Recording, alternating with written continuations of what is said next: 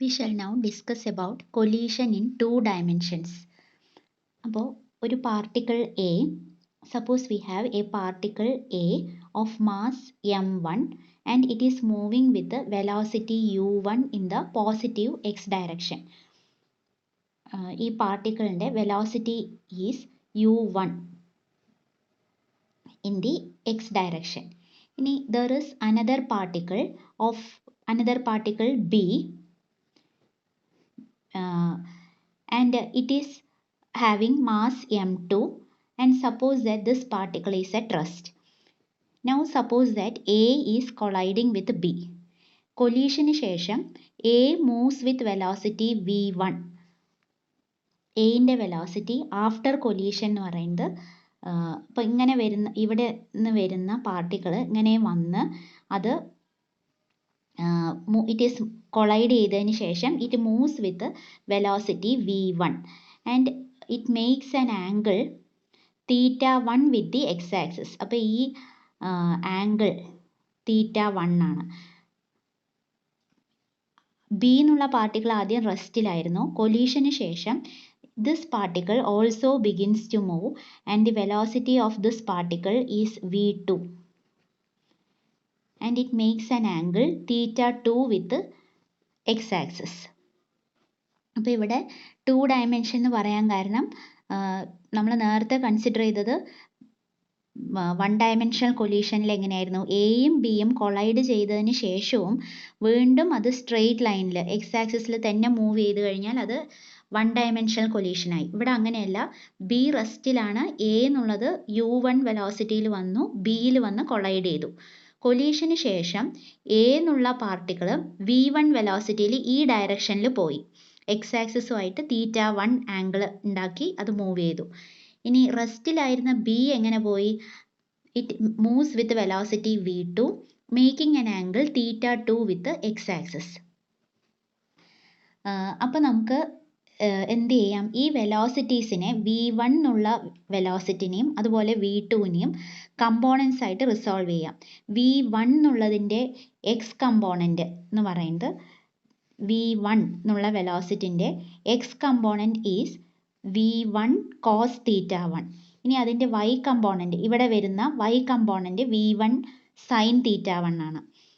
ഇവിടെ ഈ ഡയറക്ഷനിൽ വരുന്നത് v1 cos θ1.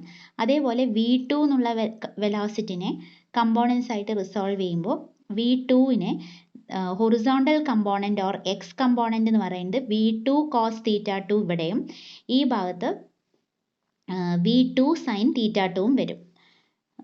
എഴുതുകയാണെങ്കിൽ ഇവിടെ v2 sin θ2, ഇനി ഈ ഭാഗം v2 cos θ2.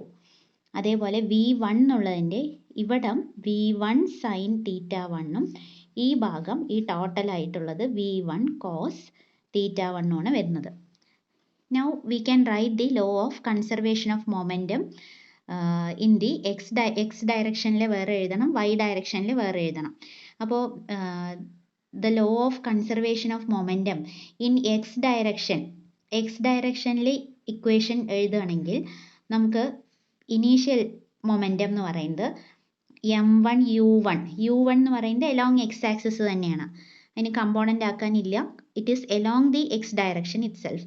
പിന്നെ രണ്ടാമത്തെ പാർട്ടിക്കിളിൻ്റെ വെലോസിറ്റി u2 0 ആണ്, the particle is at rest. അപ്പോൾ m1 u1 plus 0 is equal to ആദ്യത്തെ പാർട്ടിക്കിളിൻ്റെ velocity m1 v1 cos θ1 X component, രണ്ടാമത്തെ പാർട്ടിക്കിളിൻ്റെ എങ്ങനെയാണ് വരിക, v2 cos θ2 ആണ് വെലോസിറ്റി, അപ്പോൾ m2 v2 cos θ2. ഇതാണ് X component of velocities.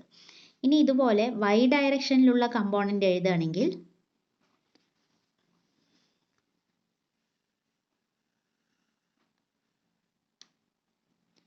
y ഡയറക്ഷനിലെ component എഴുതുകയാണെങ്കിൽ ആദ്യത്തെ ഇനീഷ്യൽ വെലോസിറ്റിക്ക് y കമ്പോണൻറ്റ് ഇല്ല, 0 ആണ്. എക്സ് ഡയറക്ഷനിലാണ് u1 വെലോസിറ്റി, ബി എന്നുള്ള പാർട്ടിക്കിൾ റെസ്റ്റിലുള്ളതിൽ വന്ന് കൊളൈഡ് ചെയ്യുന്നുണ്ട്. ഇനി y കമ്പോണൻസ് എഴുതുമ്പോൾ നോക്കുക, ആദ്യത്തെ പോസിറ്റീവ് y ഡയറക്ഷനിൽ there is m2 v2 sin θ2 അല്ലേ, m2 v2 sin θ2. ഇനി മറ്റേ പാർട്ടിക്കിളിൻ്റെ വെലോസിറ്റി താഴത്തേക്കാണ്. So it is minus m1 v1 sin θ1. Downward ഡയറക്ഷനിലായി ഉണ്ട് മൈനസ് m1 v1 sin θ1 എന്ന് വരും.